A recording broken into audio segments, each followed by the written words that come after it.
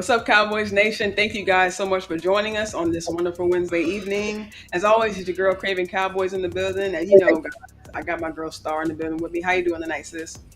What's up? What's up, everybody? Y'all know we glad to be here for another episode of Star Chasers Girls Talk Ball. Hope y'all can hear me good. But yeah, we excited. We're gonna give ourselves some for being here once again to bring y'all Dallas Cowboys content. But y'all know when we before we get into the content, y'all please like the video. Please like the video on each of our channels. If you're on Twitter, I did post a direct link to my YouTube. I appreciate you guys being on Twitter, and I stream to Twitter because that's my biggest platform. But a lot of you guys, I need y'all to help me out by subscribing, please, to my YouTube channel. I just said if everybody subscribed to my YouTube channel, I'd already be monetized. So if y'all can help me by subscribing to my YouTube channel, again, the link is go to my page. You'll see the link to my show. Please go to Mickey's channel, Cravin Cowboys, to like her video and share it as well, and subscribe to our YouTube channels, as well as donate to our Cash App, which is there present on the screen. If you guys feel so kindly to do so. Yes. Respects to everything Star said. Thank you guys for showing support. Shout out to Lou's Take in the chat early. Kelvin Hicks, thank you guys for following us.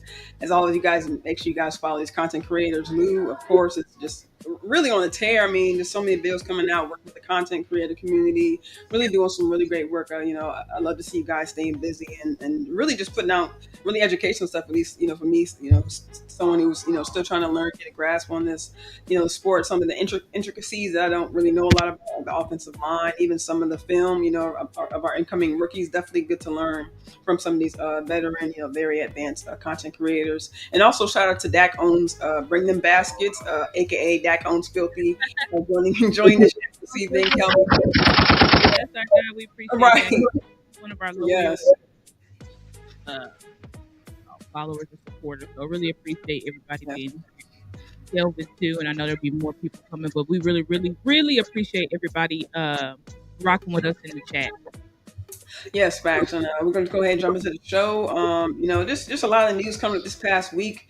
I'm definitely, like Star said, before when we really initially jumped on here, very excited about, to bring you guys news from OTAs. Schottenheimer had, another press conference. Michael Irvin, I'm saying, definitely happy to hear, some of what he had to say this past week. I think it was Friday. I think he said he visited, not just him, but also the Legends community that Shotty created, visited the Cowboys practice. Media has also had access to OTAs over the past couple of weeks, so definitely good to get some interesting nuggets. We're definitely going to dive into some of those this evening as well, and just really give you guys some of our opinions, some of our takes on how we think some of our guys are coming along in practice, but also once again the effect that Shotty is having not only on our players now, but the older legends, as he called them, that he's bringing in, making them feel welcome, making them feel like part of the facility, a part of the team, interacting with the coaches as well, them kind of getting a feel. And, I think for Shotty, it's not just about, it's for me, I don't think it's about just getting the trust of the players, the front office, the coaching staff. He wants the trust of the entire organization. I think he's really taken that to heart. And as we spoke about before, he brought breakfast for the admin side of the Star, the people who kind of work behind the scenes. And now he's kind of bringing some of the older veteran. He created the Legends community, as Michael Irvin kind of alluded to in his live.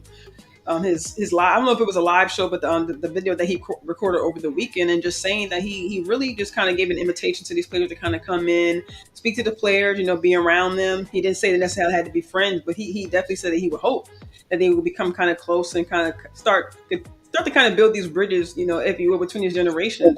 I think, I mean, sis, I don't know if you remember. I mean, I'm sure you do remember. It was just a couple of years ago where under Mike McCarthy, some of these players were even, when we were going through kind of those back-to-back matchups against the 49ers, it was kind of, I hate to use the word weird, but it was just kind of a little unnerving to hear some of the players talk about, we're not really, I wasn't really big on following 49ers and Cowboys growing up, or I wasn't really big on rivalry or the history about what goes on. I'm just kind of worried about the year that I'm in right now, and that's understandable. But some people kind of just need that connection to the past to kind of in Cowboys, regards, kind of know where you came from and what you're trying to build upon. So, what are some of your thoughts on that, sis? And how do you feel about Schottenheimer kind of creating this alternate community for the older players to kind of come in and kind of connect with the younger players?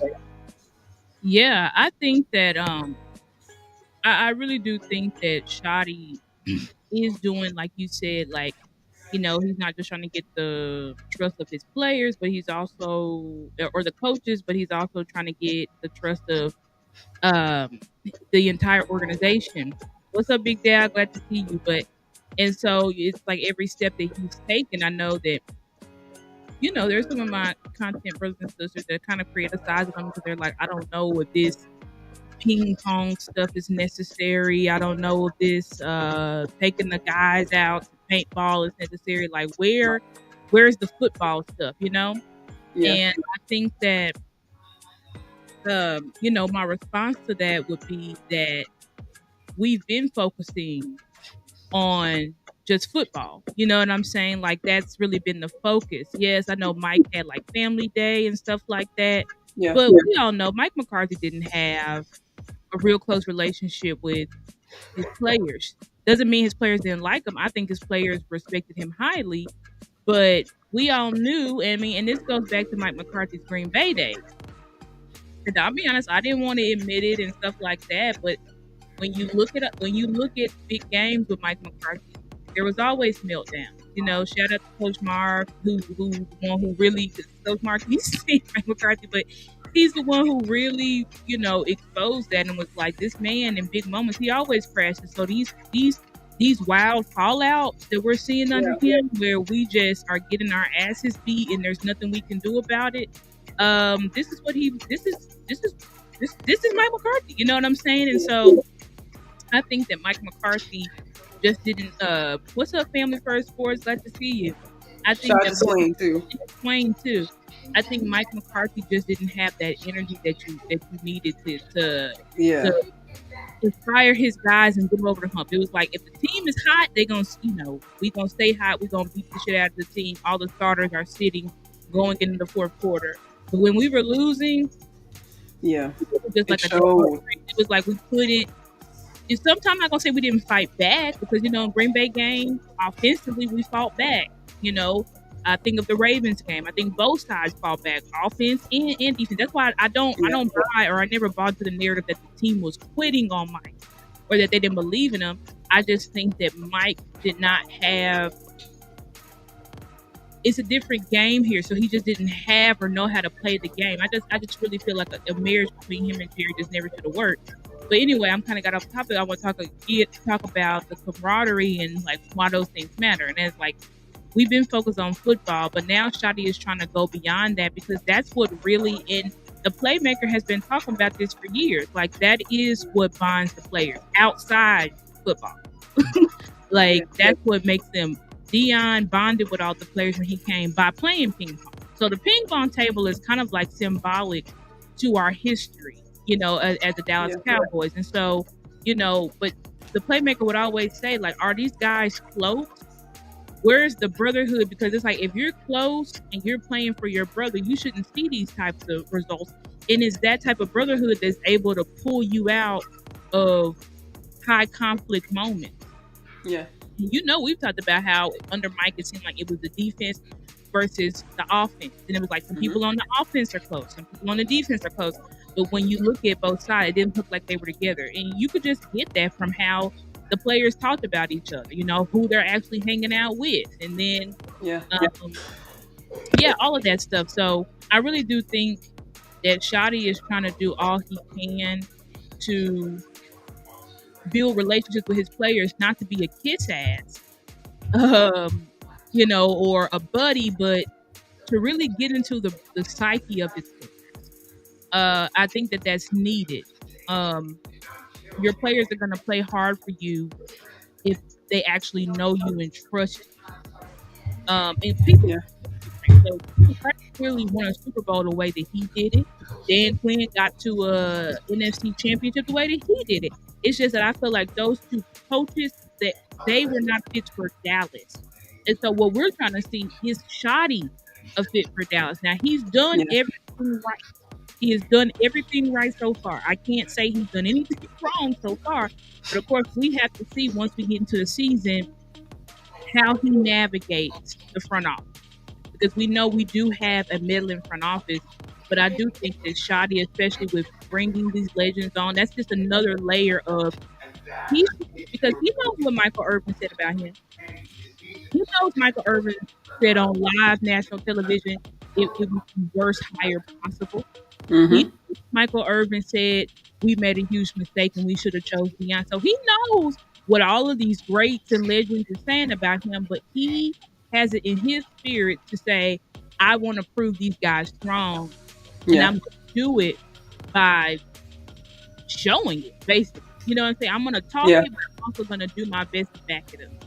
Yeah, yeah, I agree with that, and shout out to John Jones as well, who also came in with us to join us, and I definitely agree with that, sis. I like what you said about that, and also to your point, and it's not just a one time thing. That's really what I love is that Shai is going to make it a more often thing where I didn't listen to the whole interview or the whole live show that Urban did, I think yesterday, but he said that he plans on doing it again, and he said that he even talked to Troy Aikman. He said that he even wanted to join in with the players to kind of get a feel for the atmosphere. So for this to be, hopefully, fingers crossed, an ongoing thing for these, the older, if you will, older, younger generation to kind of, lock arms and just kind of look forward to the four goals that they have. They can kind of discuss it. If they look to the history of the Cowboys, some things they may look, things that are taken down, some things that are noted, but everything doesn't come through history written in books, right? This is sometimes that oral history. So I think that's one thing that they can get from these veteran players is that some things that maybe kind of kept, or maybe kind of kept. I got to give you a clap on that. You said what did you say? You said some things you don't Yes, get through oral history. yeah. I think some things that some of these players maybe may have went through behind closed doors, or maybe that's something they didn't want to share. Maybe some players maybe had some insecurity that they were dealing with. Some of these rookies. I'm not saying all rookies go through the same thing, but 9 times out of 10, go through similar, trying to acclimate to the league, acclimate to the team, kind of gain chemistry with their new teammates, not just the guys you went to school with, but also the new pros who, I mean, we've seen it not just with the Cowboys, but I don't know if we've seen any players in the Cowboys necessarily say that they wouldn't take anyone underneath their wings, but we've seen it across the league quarterbacks who've come out and say, well, that's not my job. I'm going to focus Oh on yeah, what I need to do. There are quarterbacks. I think Roethlisberger, when he's playing, Aaron Rodgers, I think, said some things like that. So sometimes these rookies may hit a wall. Saying maybe dealing with some of their, um, possible teammates in the future if they make the team, make the roster, things like that. But some of them may hit a wall and may feel like they have a hard time communicating with their with vets. And I mean, I think that's really anybody who enters a new environment. You're just getting used to it, and something not necessarily shy, but maybe nervous to maybe make new relationships. So I think that's why Schottenheimer kind of broke the ice initially with the players and coaching staff and amongst other players. And now you're bringing in the older players who, like, I have a clip I didn't get a chance to upload, but just like you said, it's just like his initial Michael Irvin's initial reaction is that you want to be able to bring in a coach who has a new look on the league, someone who knows who's keep up with the league, but someone who knows also the history of the Cowboys. So I think just like you said, Shadi is kind of connect that with bringing the older players in and trying to teach these newer players. Because even in the video that I was going to upload, Irvin said something about 40 years as a generation, and in about 10 years, Cowboys have had about a 30-year draft, give or take. 30-year drought, give or take. So he said in about 10 years, you could almost have a whole generation who haven't seen any kind of Cowboys championships, Super Bowl, things like that. And really just kind of give a little bit of context. He did make that video like right at championship weekend. So we hadn't seen Washington play. We hadn't seen the Eagles play the Super Bowl yet. So feelings were kind of raw, I didn't even go. So Urban felt like us, right? It felt like the fans. We needed a change. We need something different. Needed new eyes on the organization. So even he said, if you're coming from inside the organization of, if you will, where the problem was, how can you rehire someone who's already there, right? Like, how can you reach the players in a new way? And I mean, even Urban said he just needed time to kind of see what he could offer. And I think with that time, with that experience being actually in the building and seeing what's kind of transpiring, I think that's really just giving him a really just a sign of encouragement, not just for, his team, his heart for the team, but also just what this team can look like going into this year and also into the future. absolutely. And I think that, and I can talk while you try to bring up that clip if you want to. Okay, Um, okay, all right. Yeah, I'll try to bring it up right quick. but I think that I want to go back to what you said about oral history, but also talking about how, you know, it was sad and disappointing that our current players like just didn't really know the There, history. uh, Right. Like they don't know the history. They don't really care that much about the history. And I know, that I think sometimes like Mike would like show them videos or whatever, maybe before a big rivalry or something like that. But Yeah. ultimately, it just felt like the players didn't feel connection. And I think that history is important. I think that Mike McCarthy focused on a lot of we gotta we gotta beat to the tune of our own drum, and we don't need to worry about all the Super Bowls in the past. Right. We don't have to worry about, one thing he did with Green Bay that I didn't like, where I think we came out flat in 2023 is like he was like, it's no big deal. This just any other game. Like he tried to paint things as oh, it's just another game, and we it's just business as usual. But hell no, it's Yeah. not. Versus Green Bay, it's never no business as usual. It will Facts. never be business as usual. These are guys that took away two, three, four. I don't know, but I know in my lifetime took away two chances for us to go to an NFC championship game. Right. So then they beat our ass in our house the year that everybody thought we was going to the Super Bowl. So it's like it will never be just it's just business as usual. But it's like Yeah. Mike McCarthy, he didn't have our history in him. He had Green Bay in him. Exactly. He Facts. had the Facts. Cowboys history. So it's like but you see, Shotty, he don't have all of the Cowboys history either. He knows that he only been here for 4 years, but that's why he's bringing in the guys. And again, this is not me glazing Shotty because I do know the playmaker visited when Mike was there. I know Troy did, but I'm just saying this community that the playmaker said that he's building. Like I don't think Mike built this community where he pretty much wants the vets. I don't know how he's structuring it, but it seems like he's trying to be intentional with the vets and say, I want you guys to have y'all hands on my guys because Hmm. I believe in the power of history. I believe in the power of camaraderie. And if we ever want to get back to a certain place, you need to know where you came from. If we want to get back to greatness, we need to know that these players need to be amongst these Hall of Famers and these great players to really know what does it take because we've never been in a championship ever. We've never been in a Right. Super Bowl. So Facts. we need that information. We need that help because without that, you just got guys of what they know, but they Right. don't. Really, no, really essentially just going to work every day. Like, right. I mean, if you don't know the history of your organization, these guys are really essentially just showing up to play football and then going home. Like if you're not playing for a true purpose, if you feel like you're not playing for your team, you know what I'm saying? I mean, even some of these other organizations, the Lions, I mean, not saying they're like the Cowboys. I'm just trying to use their history as far as they haven't run a championship in so long. Their fans were definitely hyped up, on their playoff run, a potential Super Bowl run, and even when things kind of went sideways, there were some questionable things that Dan Campbell did. Their fans never turned on him. Their fans never said, "Oh well, this will never get done." The drought continues. No, every year they keep pursuing, and having a coach like Dan Campbell, I'm sure gives them, a fire in their belly. You know what I'm saying? That they kind of keep them looking forward to years coming on. So I think that's really what not saying that McCarthy couldn't give us that. I just think that's what the fans are looking for. Looking for some kind of fire, looking for some kind of hope. And I think with Shotty kind of taking the extra, kind of going the extra mile with connecting with the players and really just kind of connecting the organization as a whole. I think he's just really reaching them on. It's not all emotional, but I think there's more than just physical ties to football. It's also emotional, it's also mental ties to it. So I think he's just really reaching them on all those levels. Facts. It's more than that. You know what I'm saying? So I feel like that's Yeah. why he's doing these things because he's like, it's the closeness that's gonna bring these guys together to win a championship. You know what I'm saying? Like it's the actual brotherhood and the camaraderie. Um, X's and O's matter, but in order to pull when you're facing adversity, it's the brotherhood that gets you over it, not X's and O's. Because we've seen when schemes get stopped. Schemes get stopped in the biggest moments. Players can be Yep. limited in the biggest moments. So you gotta dig from something else. What happens when the schemes start working? You know what I'm saying? What happens when the game Hmm. plan is not working? That's where you measure or you separate the good from the great. Right, who right. can make adjustments and overcome. So yeah, but we can play. Let's Yeah, get just this. it's a quick second.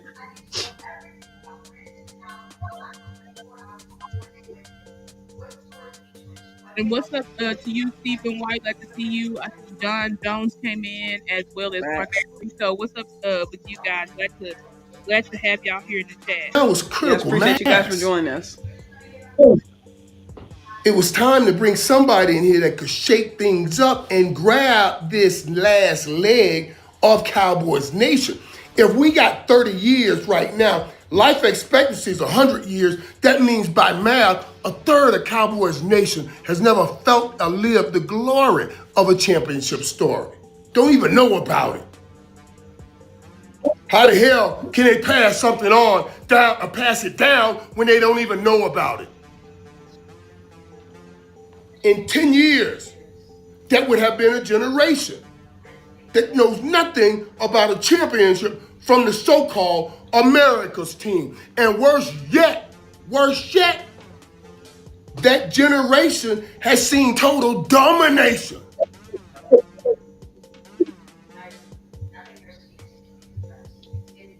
Right, and that'll be this clip will actually be for later on in the show. Shout out to Skywalker and Aisha Morrison who are doing a great show, a great job on their show. They're really bringing a lot of information. I love that Miss Aisha Morrison, friend of the show. Thank you for joining us that time.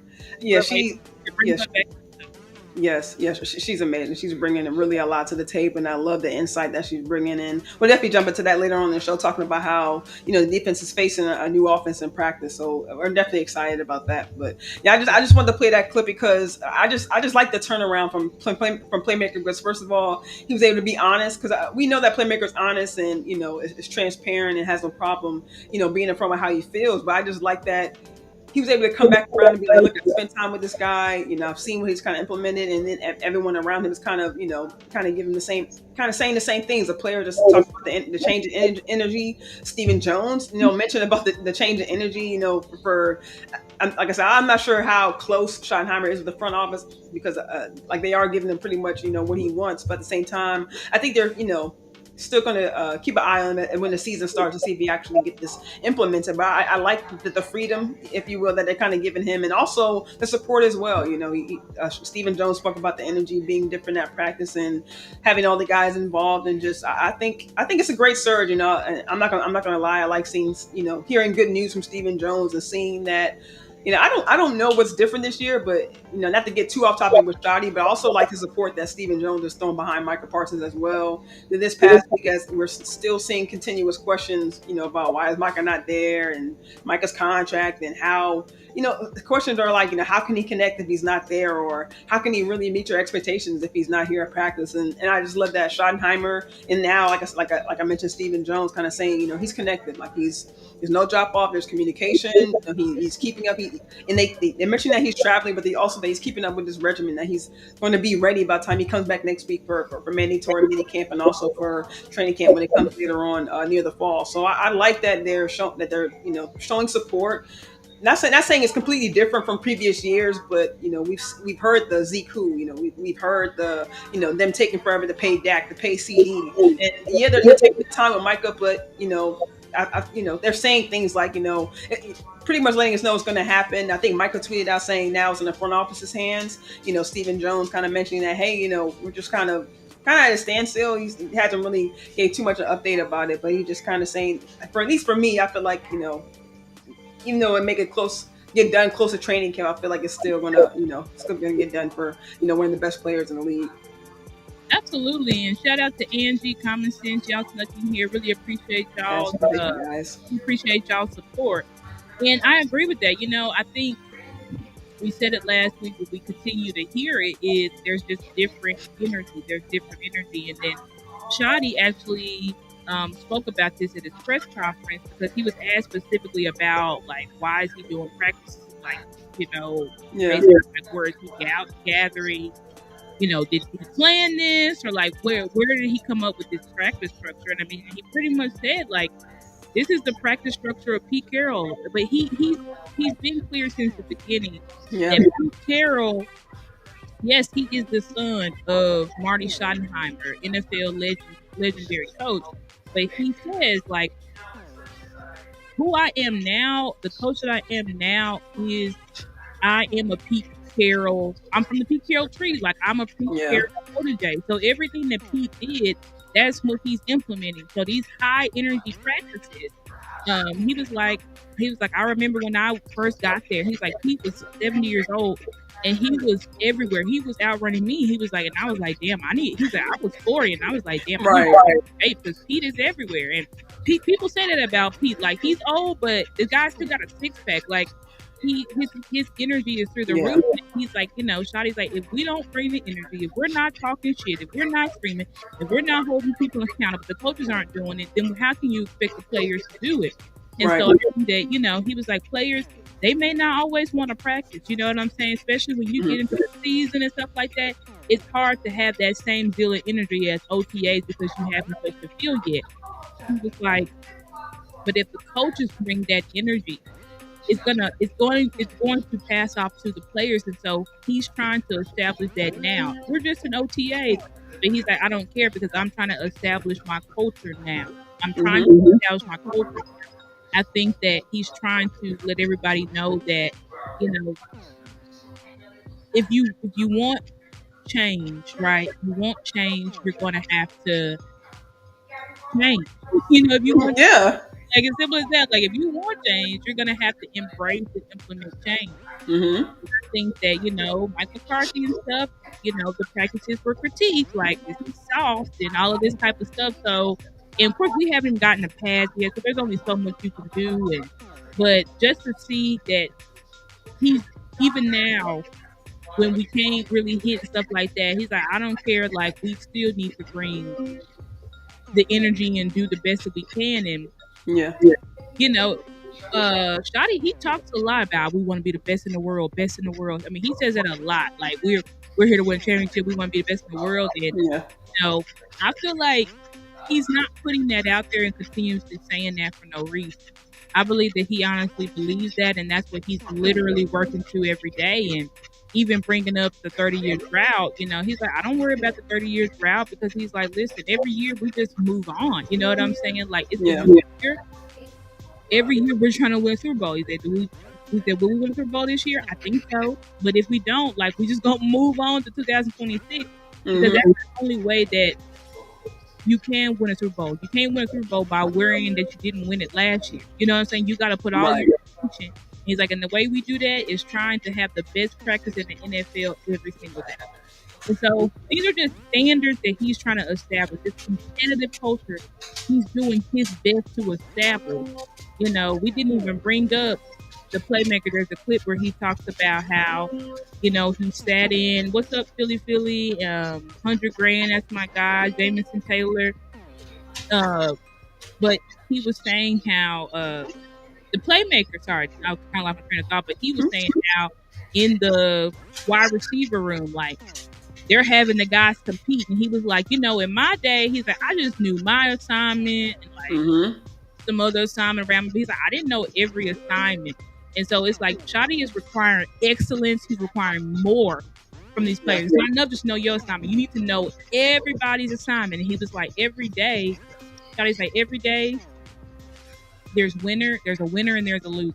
And so that's what they're trying to establish. That either you're a winner or you're a loser. There's no in between. And if you lost yesterday, then you need to be trying to win today. You know what I'm saying? Because that matters to him. If you keep losing, like Shotty doing all this fun shit, but he's taking all of this fun shit into account. Right. Right. Like, I'm gonna keep calling you. Like, if you're continuing to lose, I'm gonna keep calling you out, and then it's saying something to me because it's like, if you keep losing and you're not getting better, then that shows me that you're a loser, and maybe you shouldn't be on my field. That's Like, real, sis. That is so real. I didn't even think about that. Like you said, like it's one thing. Exactly. It's one thing to do these fun activities, but you said like behind the scene, he's like, okay, like it'll be able to determine whether these players are not necessarily taken for a joke, but whether they're taking the activity seriously or not. Like you said, like, okay, you had 3 days in a row. Oh man, you still ain't won. But at the same time, it's like, okay, how come you haven't won yet? How come you haven't fought back to one yet? You know what I'm saying? So I'm glad you brought that up because it's just like, yeah, you may take it as a game, or okay, why are you guys playing like you start the meeting like why are you guys playing ping pong? Why are you guys playing basketball? You know what I'm saying? But at the same time, it's like why aren't you competing against your guys? Like why aren't you taking it as serious? Because like you said, what's established right now, so will take hold, later on in the season is definitely important for later on in the season. So I'm glad you brought that point up. And another thing about that is just that he's allowing these players, or he's inviting these players to be themselves, because he even said that like if I show my true personality, who I am, it'll make the players feel more comfortable to be who they are. So that means they'll truly put their best foot forward. But at the same time, you could genuinely create friendships. You could genuinely create these relationships in this environment. It's not about putting on a I don't want to say putting on the front, but it's not about if you guys will being co-workers with these people. It's not you want Right, these guys to right. be more than co-workers. You know what I'm saying? Not just guys you see when you come to More play than just football. coworkers, exactly. Exactly, because that was a big point. Since in this offseason, he was talking about it's not just about on the field. It's about showing for these guys. When they have an event. When these guys have things Right, planned, it's about showing up for those. You know what I'm saying? So I think he did generally not just for the field, but like you said, but just for this particular time when these guys can't be too physical before when they couldn't even talk football. You got to look for time and space to implement these things when what they say, what idle hands is a devil's play shop. You know what I'm saying? yeah. So these guys are going to have time off coming up. I think he kind of wants. I mean, even now, I think I seen a tweet that said, of course, with Michael Parsons and dealing with contract things and Trayvon Diggs dealing with rehab, they said that they were the only two players missing out of OTAs. So I mean, damn near that's 100. huge. That's You know what I'm huge saying, too. sis? Like I'm like only two people out of because it's not just 52 players and not just the 48 game day roster. It's every single player that undrafted rookies. I'm assuming veterans. Everyone is there. Of course, new coaching staff, things like that, new playbook. But it just shows how engaged that Schottenheimer has these players and just how excited they are to show up every day. Because I mean, these guys like Schottenheimer keeps saying it's voluntary. These guys are here for different reasons, but what's most important is that they're there. Right. And I agree with that, sis. And, even to tap into Micah, Micah has been here. Micah has been here. Hmm. He may not have participated in all OTA activities like this week because it was his birthday, but last week he was here. He's been in and out of since the offseason started, not Hmm. paid, still coming, still building relationships, made it a point to be at Zach Martin's retirement. Like Micah has been here and Micah is doing everything he can to have that balance where it's like, listen, I gotta be present, but still, he is, I do believe, preparing to hold out if the Joneses don't get him signed before training camp. You know what I'm Yeah. saying? Which is a damn shame. What is our thing? 1-800 or no 877 pay Micah now. Like Micah, Hmm. okay, we need to go ahead and get him paid. Um, and get that over with just so that Micah can feel comfortable being on the field Yeah. camp day one. But even with that, Micah he went to Europe for his birthday and literally got fresh off the plane and went straight to the Star so that he could be there for media day, so that he could be Wow. the team picture. So it's like Micah is taking his new role seriously. And Yeah. I think that it is shoddy. I think that shoddy is being very direct with his leaders. I think Shotty's being very direct with everybody, really. Yeah. And I feel like Shotty is doing his best to build. That's why he's having these individual dinners and continues like even Trayvon, like he's talking to Trayvon a lot. He's like Yeah. talking to him a lot because these players know like what he's trying. Somebody said this. I think shout out to the guy Frankly Football and Set It Off Chris. I think it was one of them on their show, but they were basically saying that I lost my train of thought. But I think what was I saying? I was saying that About Schottenheimer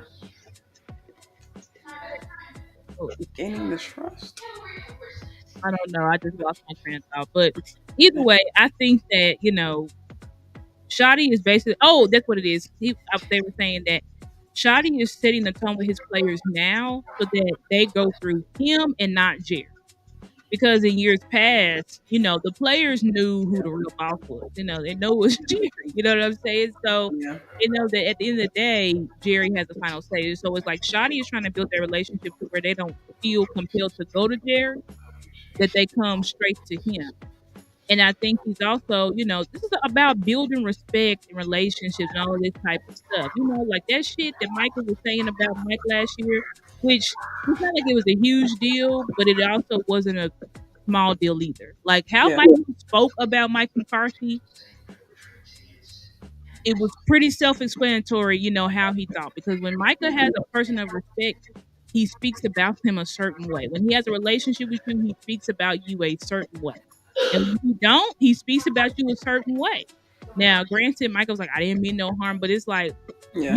you would never have he would never have even thought about saying things that he said about Mike with Dan Quinn or Zimmer.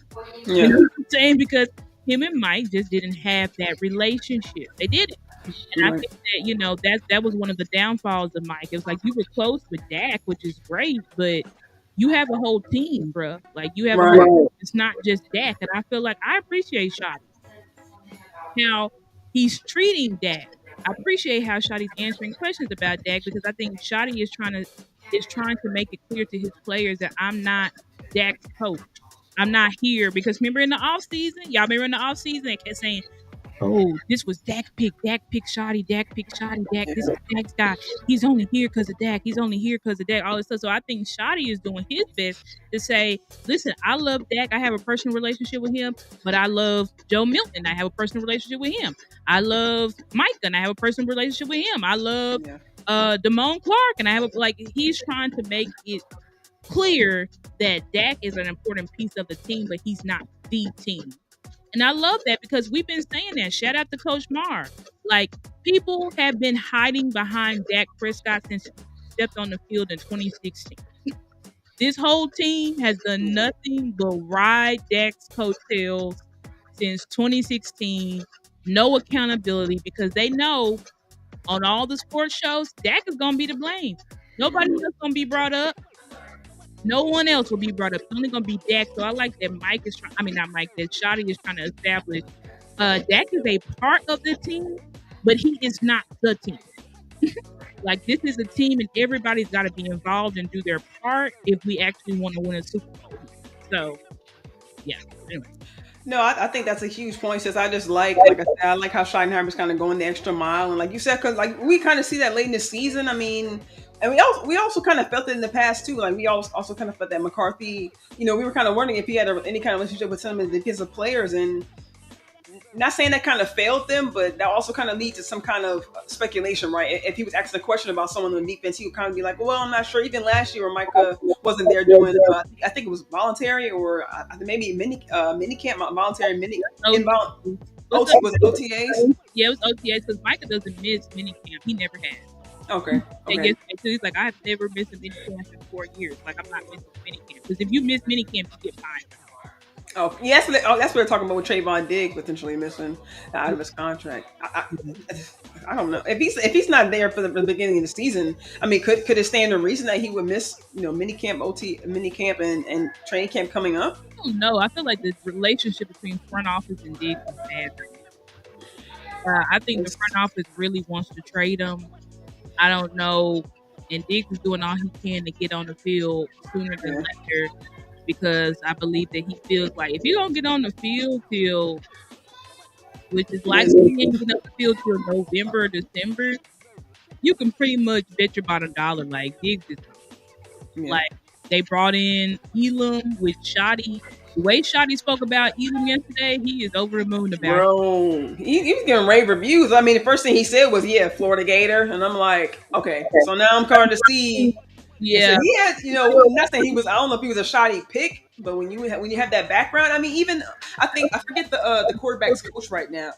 Shimko from yes, Boston College, and then we see Ezraku coming from Boston College as well, and they kind of pointed out that connection as well. So, I mean, sometimes that can be enough. Sometimes it can be alumni, kind of be the connection of keeping some of these players on. So, I mean, that's a great point, sis. I mean, they also brought on Savone Rebel. I believe that's how you say his name.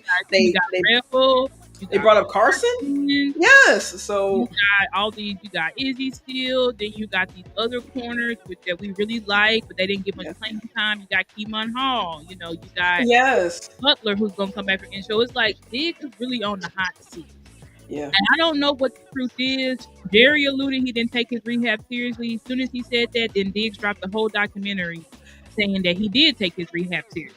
Yeah, yeah. All of a sudden, he got a series on because I've been watching the episodes on YouTube. I'm like, so y'all showing? 'Cause I thought it was gonna be for this year, but I didn't realize they were showing the clips from last year. I was like, okay, so I mean, it's only a couple episodes in, but I'm on the same line as you. It's like now you're releasing what you were doing in rehab last season, which is great to see. I mean, I love seeing the relationship with him and Micah. Just really like you talked about earlier, just that camaraderie off the field. So I mean, like you said, it'll be a wonder. Like I wonder if it's like you said, maybe two points of view. Like front office has one point of view versus on Diggs, and maybe Shotty's trying to give him a shot. Right. Shotty may have a different point of view. I think that's why Diggs is trying to he's staying in consistent and constant communication with Shotty because he wants Shotty to like him. He wants Shotty to know that he's doing everything he can to get back with the team. Yeah. And I think if anybody could save Diggs from being traded, it would be Shotty. But Shotty has to win. That's something that's key with Shotty. It's like Shotty, unfortunately here, you're not gonna get to have two seasons where you win 2 to 5 games. Yeah. That's not that I'm trying to tell you right now. Like, I'm not saying you're gonna get fired, but I'm saying if you want to keep this control that you have, like you have to win. The Joneses have to see success. Yeah. If they see success, then you can do whatever the hell you want to do. But if they see that you're not winning, and they put all of it, because granted, like they're gonna be on Shotty's head because it's like they're pretty much have done besides one pick, which I think we got to add another rotational piece behind Mozzie. Yeah. That's my one position where I'm like, we need to fill this. The rest of them, cornerback, I'm not really worried about. Running back, I'm open to adding someone, but I'm not really like too overly concerned. Yeah. But I know with the one tech position. But other than that, like Shotty has, thank you, Philly. I appreciate you, brother. Yeah, appreciate you, Philly. Thank you for stopping by. I appreciate that. Thank you. Yeah, I think that they have. I mean, they gave you George Pickens. Like Shotty has to. He has to win. You know what I'm saying? I think that's why it's very important, and it's no excuses because then they're gonna look at it. They're gonna say Dan Quinn didn't need that long. We gave you better personnel then, so it's like that's why Shotty knows. Like he's got to do all he can to have these guys locked in week 1. Because if we start off slow and we start losing, that's when the Joneses, Jerry and Steven, start getting uncomfortable. They start getting uptight. Yeah. They start meddling. Yeah, I mean, especially with how the schedule looks, right? I mean, it's definitely not saying it's not on our side, but I mean, 2 division games starting out, and then a couple tough games after that. With I believe Green Bay is up early. You know what I'm saying? Just the schedule, just overall, is just definitely a mountain for these Cowboys to climb, and I think it's a great opportunity for Shotty because I mean, we see just what he's done with opportunities he's had so far. So it'd be interesting, if they continue to do the things that they are doing, just how it'll affect them. I really want to see, number one, the effect it has during camp, because we're already seeing, just kind of moving along to OTAs. We're seeing, as Shotty said, him giving chances to a lot of his rookies, a lot of these I'll say veteran pickups that they had. Haven't talked a lot about Elam, showing out in camp. I think there was a mention of Miles Sanders, Javonte Williams, looks to be taking up possibly the running back 1. So and we've heard, rookies like Ezra Rocky, Tyler Booker, of course, running with the ones, and then I think we've heard some things about Kenneth Murray, another pick that another guy that they picked up in the offseason through trade.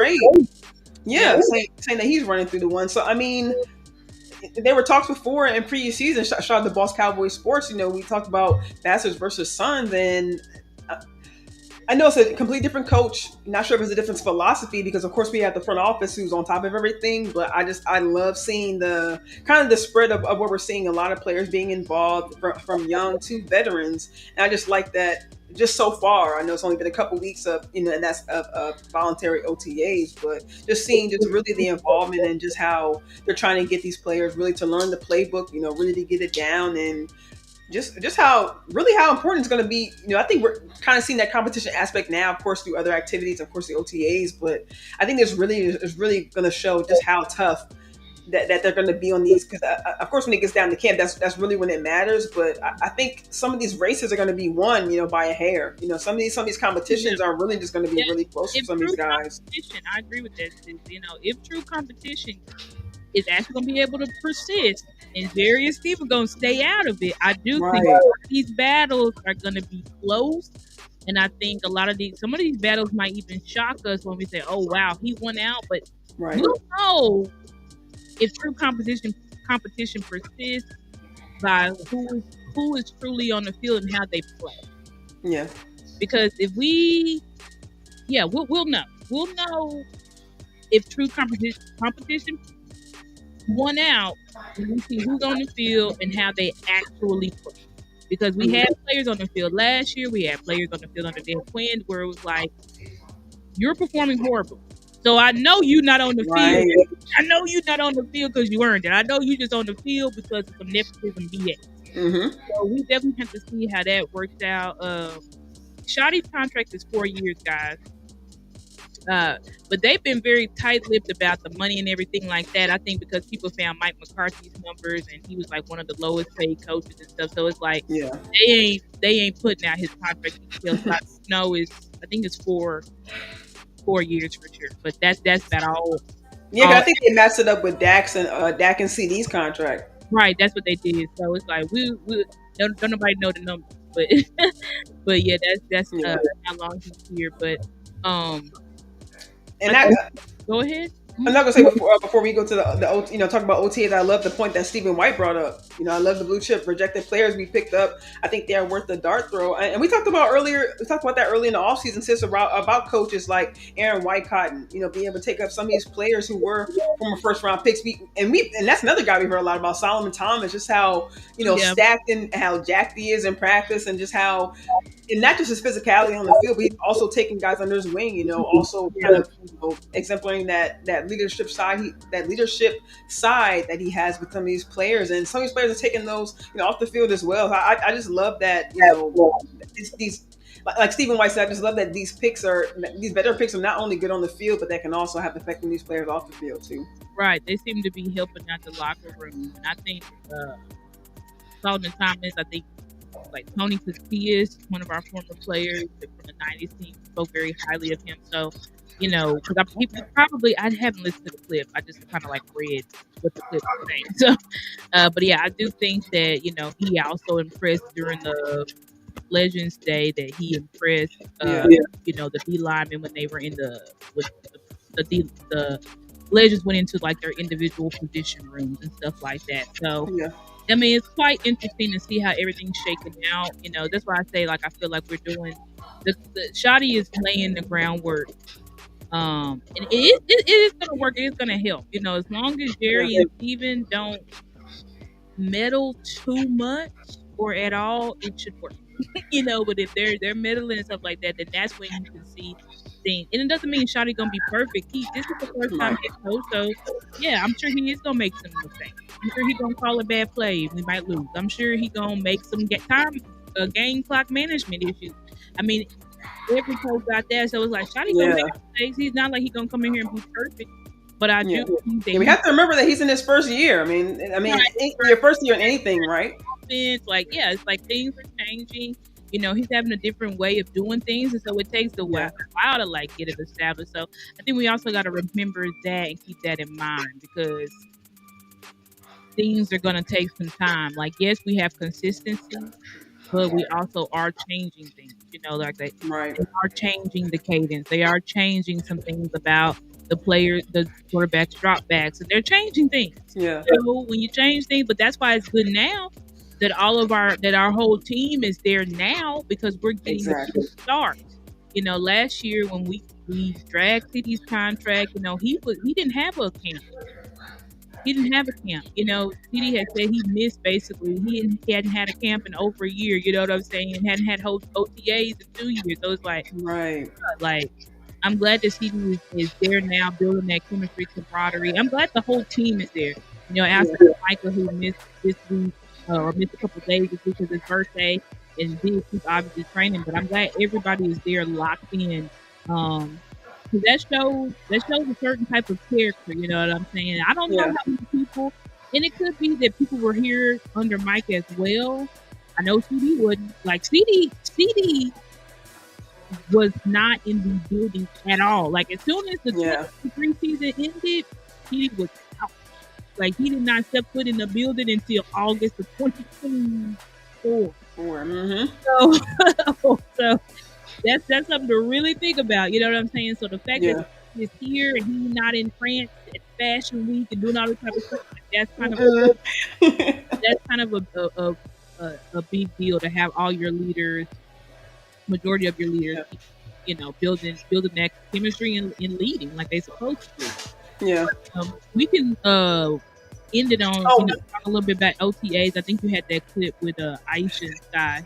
yeah, we could definitely jump into that, and yeah, and then jump off here. And I like you said, I love just the last point that I love because I mean we see how the season starts off, but the season starts off fast. So I just think that, like you said, getting the most head start is the most important thing right now. You're saying with everything changing, and I forgot all about that. Thank you for bringing that up with them changing the cadence. I mean that's huge. I mean that has to literally do with movement on the field, and I think Urban mentioned it in his video that Cowboys were fourth in penalties last season. So hopefully that'll be something that they'll be able to change up coming into this season. Hopefully more of a not necessarily disciplinarian, but hopefully be able to keep the I mean, we team know disciplined we on the get field. because the penalties under Mike McCarthy was out of Yeah, for years. Yeah, control. Like his whole tenure here, the penalties were out of control, especially in big moments. Did you see out there It's from like, a there was schematic a little bit. standpoint? Oh, here we go. sorry about this. Sis. No, you good. Go ahead and play it. Okay.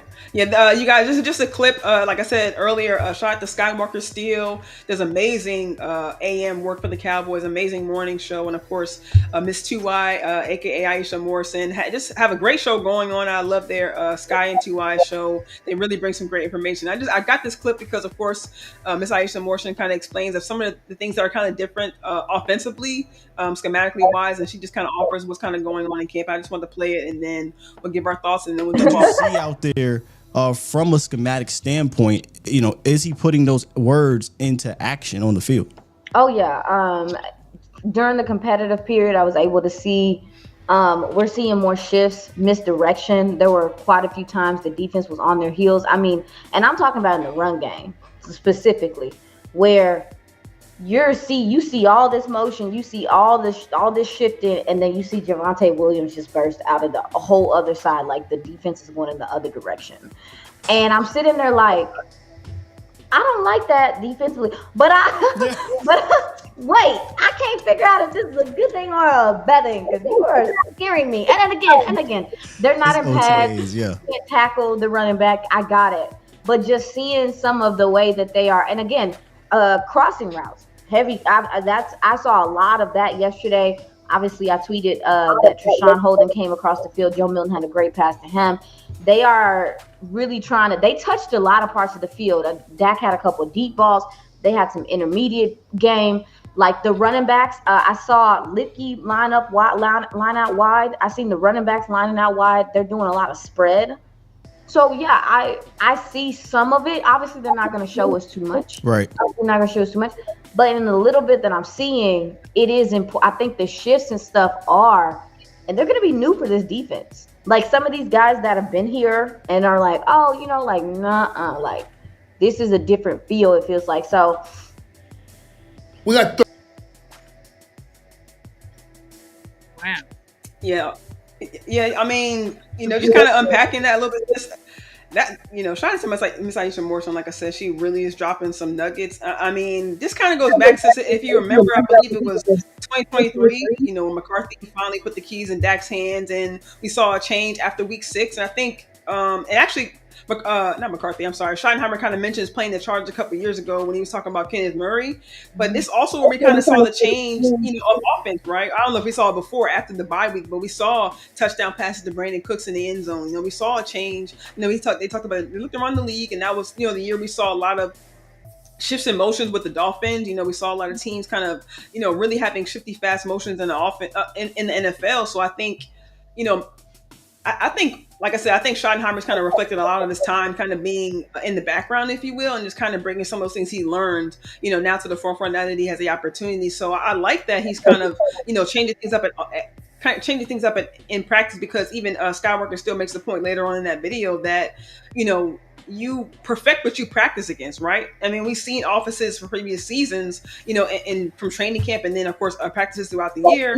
Uh, the defense saw our offense, saw the Cowboys offense, right? So what was McCarthy doing?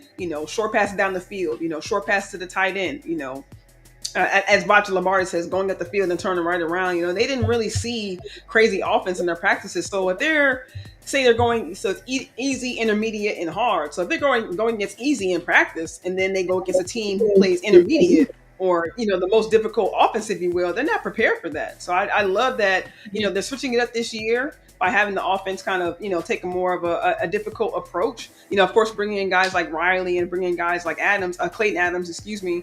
And I like the effect that they're having, as far as schematically, but also like that he's also challenging the defense as well. It doesn't only improve the offense, but also improve the defense, because they're going to be seeing offenses like that in the league.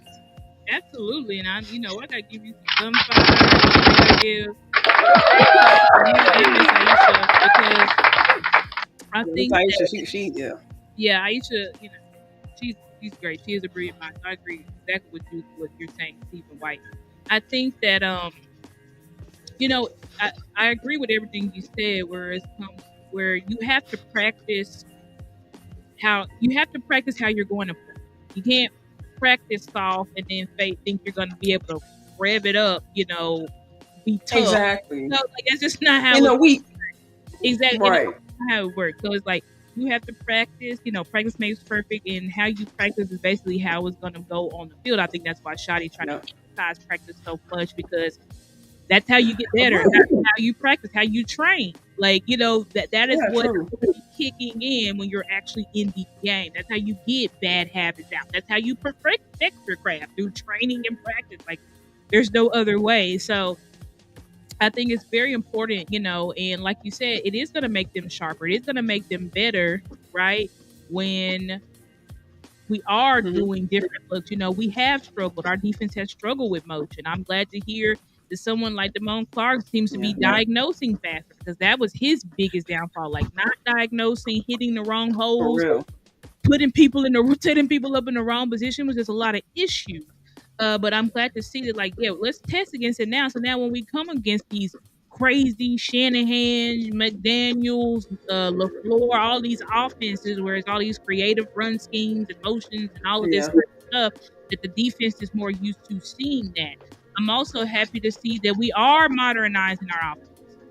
Like, it's like everybody else. I always say with our offense, it's like everything just seems hard for us. Then you go and you watch these other teams. It's like guys are wide open. Less talented teams, but guys are wide open. Right. With us, every pass that Dak throws is contested. With better talent, it wasn't making sense. And we're like, why is everything always so damn hard for us? But when you look around the league, it ain't that hard. You know what I'm saying? It's like we do science. Everybody else is just doing basic algebra. You know what I'm saying? So it's like, you got to evolve. Got to evolve your scheme. I think ultimately Mike McCarthy, he hadn't done the work to evolve his scheme. On that year off, he wasn't upgrading his scheme or nothing like that. And we found that out when we actually saw his scheme on the field. You know what I'm saying? So I think that I'm glad to see that Shotty's not saying one thing and then doing another. I'm glad that he said that he likes motion, shift, splits, and that we're actually able to see motions, the shifts, in the splits. And of course, they're not showing everything, but in practice to the media. But I'm glad to see that the little of what the media has seen, it is backing up what he said that we were going to be doing. Now, of course, we're still in June, so we have to see, okay, but what you're going to be looking like in September. But I'm glad to see that at least, we're practicing and we're seeing these concepts in early June. Yeah, I definitely agree with that. I mean, I think a head start is very important for this team. And as we close out, I mean, I think next week, I think we mentioned earlier, next week is going to be a mandatory mini camp. So, see Micah back in the building, probably see all the players back in the building. I don't know about Trayvon Diggs, if he'll still be down in Florida. But like I said, it'll be very exciting to see what these guys actually put on the field and just how how far they be able to progress, because with this new coaching staff on both sides, I'm just really confident these guys really have the, have the wherewithal to be able to move forward. And now they kind of built that chemistry. So now I think little by little it's kind of taking off from the field. We're kind of seeing the explosion from the rookies, and even just like you mentioned with Damone Clark, even Sam Williams, been hearing his name kind of ringing a little bit around camp as well. Necessarily, I don't want to necessarily say they're only underdogs, but I think rookies alike, maybe guys who have come from previous regimes, Yeah. we may have counted some of these guys out, coming with the new coaching staff coming in. Even, I mean, not he wasn't discounted all the way, but listen to some shows. They even spoke about Maris Leofau, being drafted last year as quote unquote a Zimmer guy, and saying maybe whether or not he has a chance to be on the field. But I think not just because of Shoddy, but I think he's going to get that fair chance as well. Of course, he's a young guy, he's a rookie. Not saying he would have gotten cut anyway, but I'm just saying that I think all guys are going to get the same chance to be able to be on the field. It's not going to be about who you came in under or who your sponsors are anymore. I think it's going to be about these guys coming out and, like they said from the beginning, trying to play their best five up front, trying to play in their best 4 or 5 up front as far as defense. The D line, the guys at the second level. I think they're going to actually, even the cornerback room, like you said earlier, still love to bring in that veteran at that piece, but just hearing the different things we're hearing from this guys, still be able to come up. Kalen Carson coming back from his injury. Hopefully, fingers crossed. I think it was Shotty who mentioned it, that Kyer Elam is actually one of the fastest guys at practice. They said they kind of clacked the guy's speed at practice. Yeah, and he's showing his speed. So, and of course, a Savon Rebel coming along. Of course, we still have Deron Bland. So, confident in that room, and I'm definitely confident to see what they will be able to see, but I can't, because it is still a long way out, a couple of months away from that. So, hopefully, with these position groups, that we'll see some battles come down to hopefully next week, and then of course with camp coming up, we'll just definitely see just how strong the fight is going to be to be able to be able to build this roster when the time comes. Absolutely. I agree with what you said. I do like to take the chat at the end just to see if there's any questions that people ask. I don't want y'all to think we're ignoring your questions. It's hard to answer when we're in the middle of talking about it. Rico, you said, do you think Spoon will press Ferg for that 2v1? Yeah, I think Ferg is on the hot seat. Many people may not think that, but I think he is on the hot seat. I think that Spoon and Ravens fans 4 really took a step. But I think, the guy to really look for, I don't know what Spoon's training concept and stuff look like. I don't know. But I know Fan Ford has been putting in work with Boss Cowboy, personal trainer friend, Real Truth in OC. And we went over the notes last week or the week before last where Nick Harris said he looked unstoppable. So that was, I think that tight end room, like that's a position I want to see. True competition. Let's see. Because granted, if Ferg is on the field week 1, then I better see him performing at a high level like he was doing in 2023. Because if I see 2024 Ferg on the field, I'm gonna know politics. I'm gonna know politics. Coaches, Jerry, them, somebody forced him on the field because he's not performing. So, and then this is not a question, but this is a good comment. Common Sense Lab said that's the biggest part of the 90s team. The brotherhood is off the chart. Yep, I spoke about that, how the playmakers were saying that, that's what this team needed. They need a true brotherhood. Yeah. Even to this day, you still see some of those players kind of, commingling with each other, being on shows, joining each other's podcasts, even joining some of the Cowboys podcasts, a DLLS. They've had some former players on there, and even some of the Cowboys podcasts that they have at the Star. Exactly. And Angie, I think we shouted you out, but we didn't. We sorry. So shout out to you. You said you're getting your lashes done. So thank you for getting your lashes done. So I don't think that was any more questions. So all right, yes, I think we're ready to get out of here. We really appreciate y'all. Before we go out, please like the video. Please subscribe to our YouTube channel, Stargazer Sports. Mickey is Craving Cowboys without the G. We really appreciate y'all subscribing to our YouTube channel, supporting us by donating to our Cash App, which is there on the screen. Also just sharing the content and just continuing to help Mickey and I grow this platform, which is our joint show, but also grow our individual platforms. Really appreciate everybody being in the chat with us tonight. Yeah, double down on anything Star just said. And appreciate you guys joining us. Hope you guys have a great evening. Thank you, Tom. Thank you for your time. Thank you for your time, sis. And we get to catch you guys next week. All right. Yeah. Thank you.